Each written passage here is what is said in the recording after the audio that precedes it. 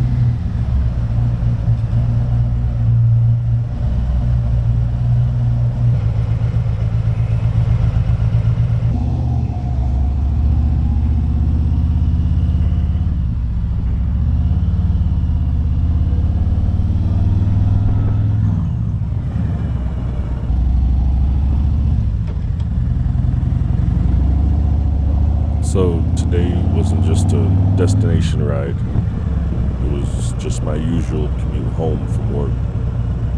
Like most afternoons, hop on the highway, hoping to beat some traffic. Then things start backing up, so I usually take not really a shortcut, but just an alternate route through downtown Denver.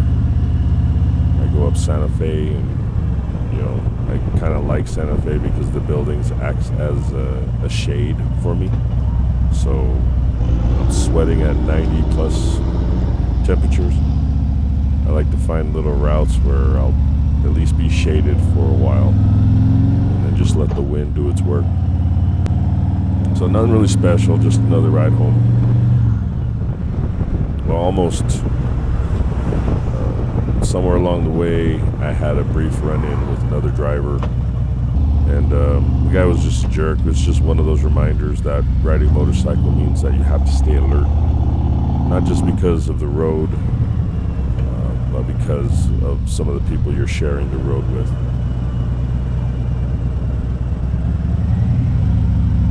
I noticed a few things about this driver as well, so it's not always who's at fault. This is probably normally the type of person who would get in an accident and run. So it's make sure you have full coverage insurance if you're a motorcycle rider. Make sure you have medical insurance because you won't always be taken care of. Sometimes you got to take care of yourself. So luckily, I realized that I was running out of gas before I got on the highway, so I was able to gas up. I don't know if you noticed that, but it took just over $20 to fill up my tank, which is usually a lot on the bike. Normally I'm filling it up for, $12, $15. Gas prices are kind of high, but again, it only took $20 for me to fill this up. So if any of you are worried about gas prices and how much you're spending, learn how to ride a motorcycle. You always have those electric vehicles, those cars that you can plug in and whatnot, but with the exception of maybe the Porsche or maybe some of the other high-end models that I've seen on the road, if you're sitting at the light in a Prius or one of the low-end Teslas and I pull up on my bike, I'm sorry, nobody's looking at you. Just saying.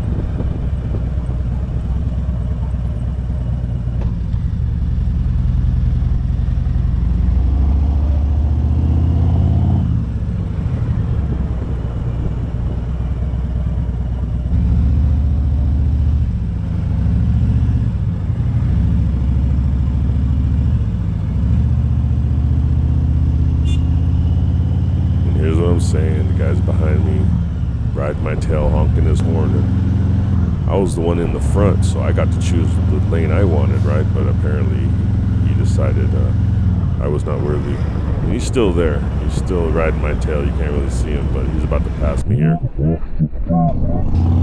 I might have said something to him. Hey, look at that, he has an expired tag, and I guess traffic laws are really just a suggestion for some people.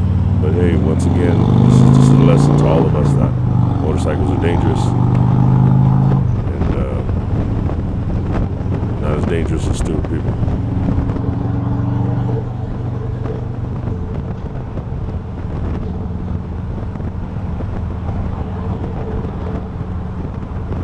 This is actually the best part of my commute. Like right when I get on the highway, it's usually pretty open, and I'm able to kind of get it up to speed and usually move over into the left lane.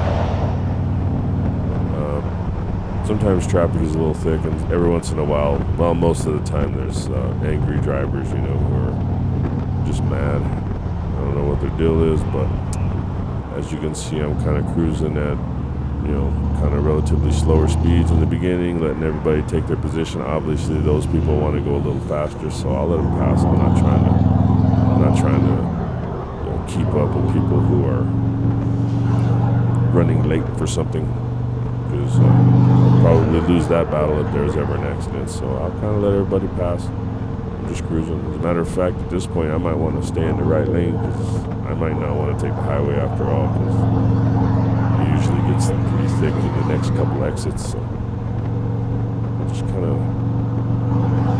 cruise, feel it. It's the best. It's the thing about being a motorcyclist is sometimes you just kind of feel traffic. You can feel it when people are being a little crazy or a little angry, and then you can also feel it when people are just being cool and chill. You got that guy in that pickup behind you, and he's been behind you for 10, 20 miles, but he ain't tailgating you. He's just letting it be. That guy's cool, man. You don't know. I appreciate you. If you're out there and you're watching, I appreciate you. Even if you don't know what you're doing, trust me, I consider you like a blocker. You're blocking for me. Any ball carrier knows we appreciate our blockers more than anything.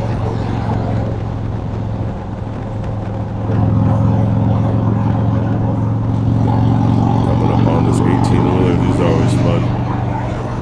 I think in the 10 years I've been riding, I think maybe 2 or 3 of them didn't actually see me when it started merging. Those were scary days, but not as scary as the guy who did see me and decided I was gonna die that day. He literally tried to run me off a mountain because he was upset I was lane splitting, I guess. What are you gonna do? Again, motorcycling is dangerous, but it's so fun. Look at this.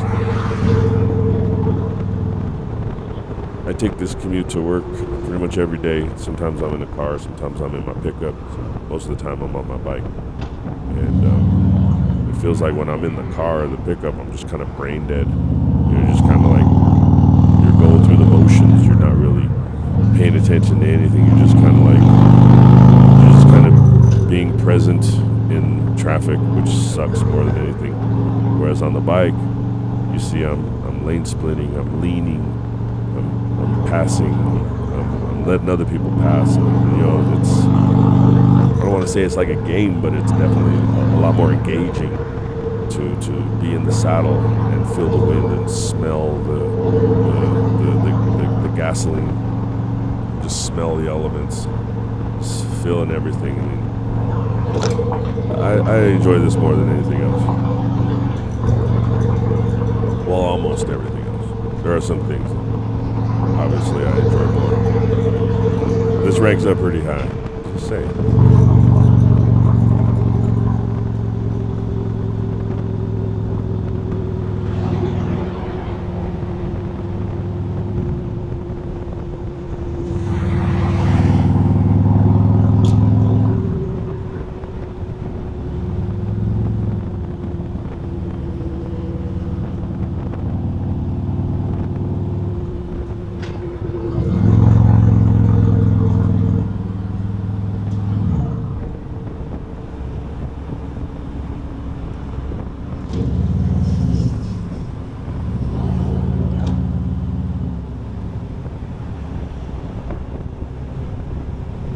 Right around now, I got some decisions to make, which is why I move over to the right lane.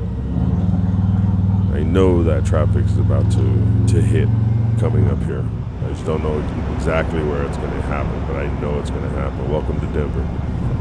So one of the things I like to do is maybe I'll get off on Downing here that's coming up because it goes by this park called Washington Park. We call it Wash Park here in Denver. It's a really nice drive. It's pretty slow, but pretty scenic. You know, it's kind of where I would when I first learned how to ride. It's kind of like I make sure to ride by. Excuse me. I make sure to ride by Washington Park, just because at the time, you know, going above 50 miles an hour. Excuse me. Going above 50 miles an hour was still kind of scary. So I'm on this little. You know, at the time, I'm on this little Honda 750 Nighthawk that was about 24 years old, and it was rusty, and it leaked, and I had a gasoline leak as well. It smoked. It was a bucket of rusty bolts. But it was mine. I bought it for what, $1,400, something like that, and now I would use that to commute to work, and I wouldn't be caught dead on this highway on that bike. It would have been unwise for me because I wasn't passing anybody. Let's put it that way. I think I got it up to 65, 70 once, and it all it did was kind of wobble under me. And I thought at that point, maybe I'm too fat for motorcycles. And as it turns out, I am way too fat, but not for motorcycles. I just needed a bigger bike. So here I am on the Harley touring, and I'll probably stick with the touring frame forever because those of us who are kind of bigger, you know, you can't ride on the smaller ones. You can ride on the smaller ones, but it's just not comfortable. And if you're riding two up and you're bigger, yeah, you're gonna need a touring bike. This is what we're made for, and I guarantee you, I mean, a lot of folks, you know, who are riding the Sportster or the Softail. Even if you're not 300 pounds, I'm telling you, this is probably the most comfortable way to travel.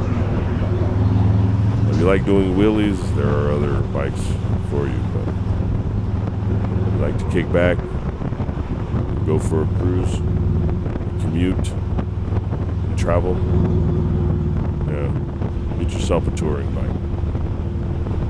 Trust me, you will not regret it.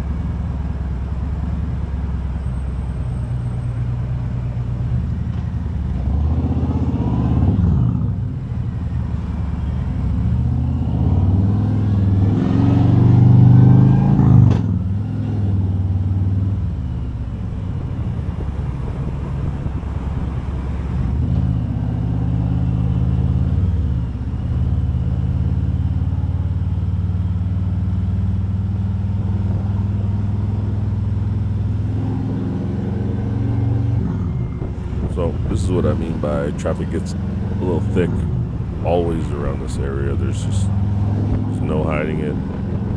This is nothing actually. Pretty soon it's going to come to a screeching halt. So this is where I decided to get off on Santa Fe. You'll see here in a minute, Santa Fe is a pretty nice little block leading into downtown Denver. And it has buildings all on one side, and at this time of day,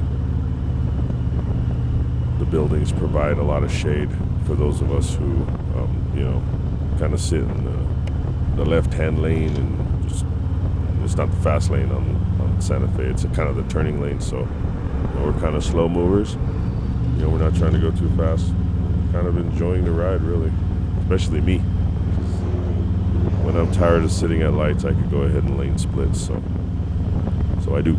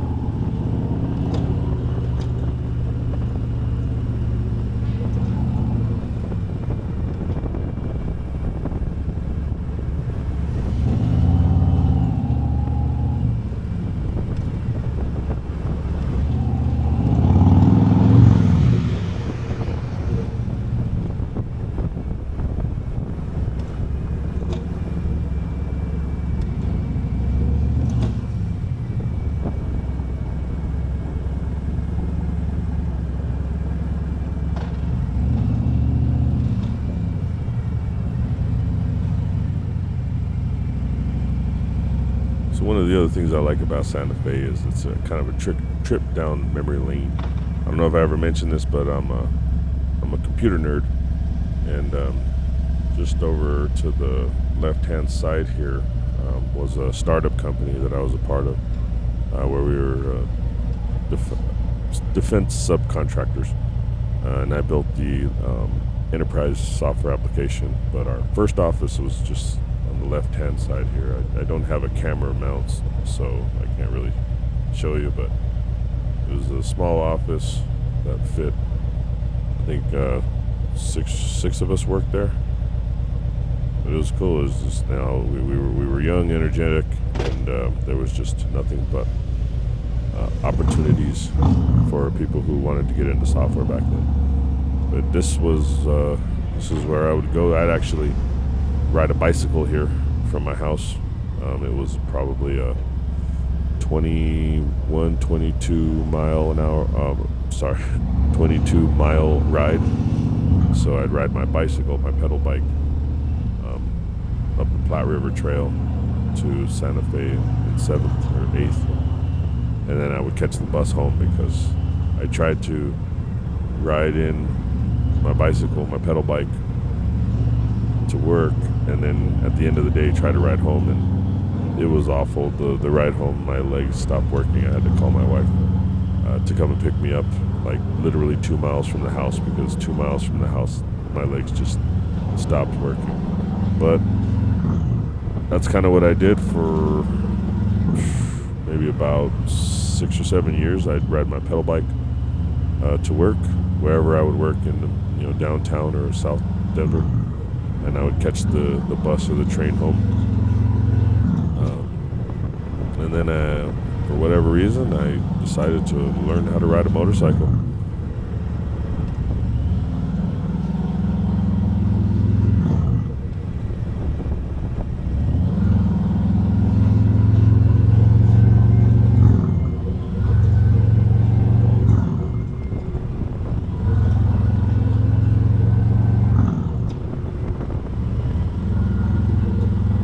To the right here, that building in the red side, that was the first .com that I worked for.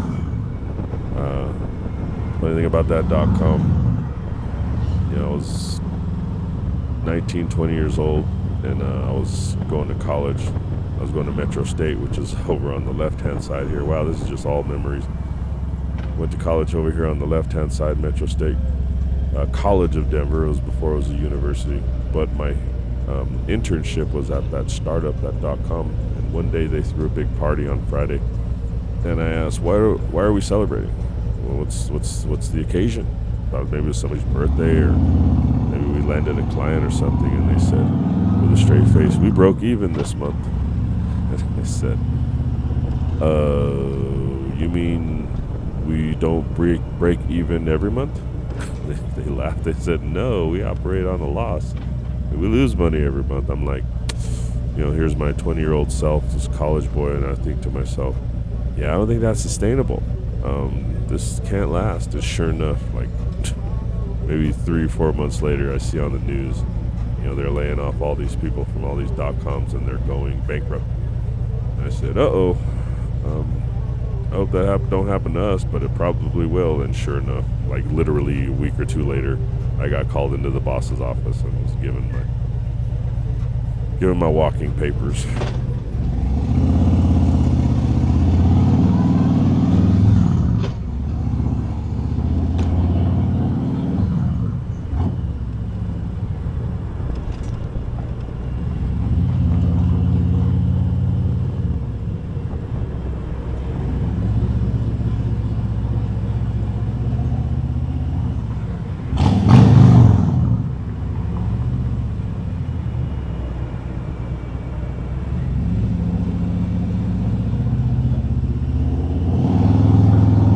Finally into downtown now. This is the Performing Arts Complex. Oh, no, I'm sorry. This is, I think on the left-hand side is the Performing Arts. On the right-hand side is the Convention Center. But again, this is part of the ride when it was 90 degrees outside. It's, middle of the afternoon. It's late afternoon. And it's 90 degrees outside. It's nice to have these little escapes where you can just kind of get a little bit of shade.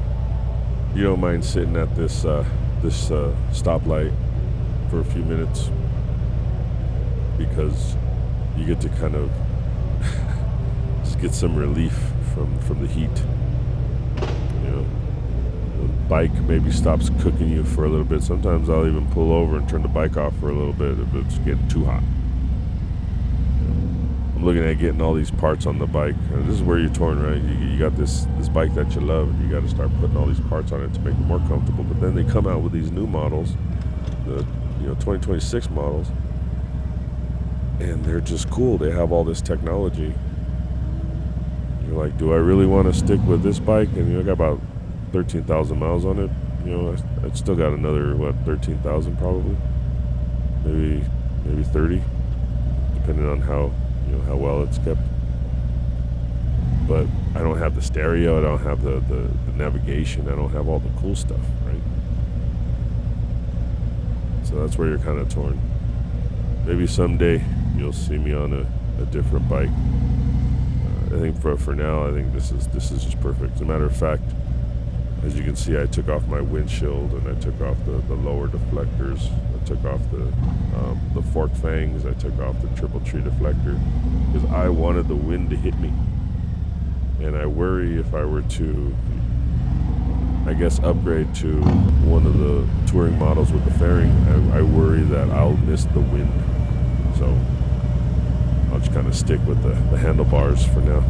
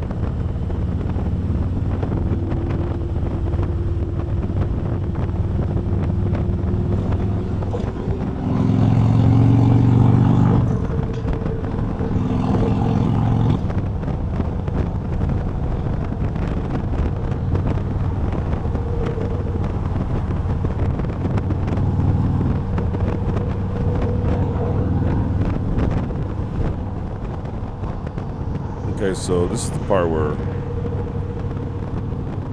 I'm saying, like, motorcycling, you learn these little tricks. So you saw I just went through downtown, and there was some construction and stoplights, and I did get a little bit of relief from the buildings acting as shade for me.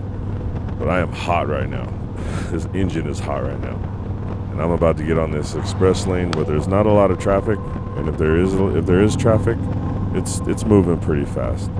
So I just kind of set it in cruise control. Again, touring models have cruise control, and I just kind of let the wind like cool me down a little bit because I'm sweating right now at this point. And this is the best feeling, like once you kind of like get it up to speed, and then just let the wind do its job. They call it wind therapy. Exactly what it is. And you kind of just set your speed, the cruise control, and put your feet up on the highway pegs. And you just let everything pass you by as you pass everyone by.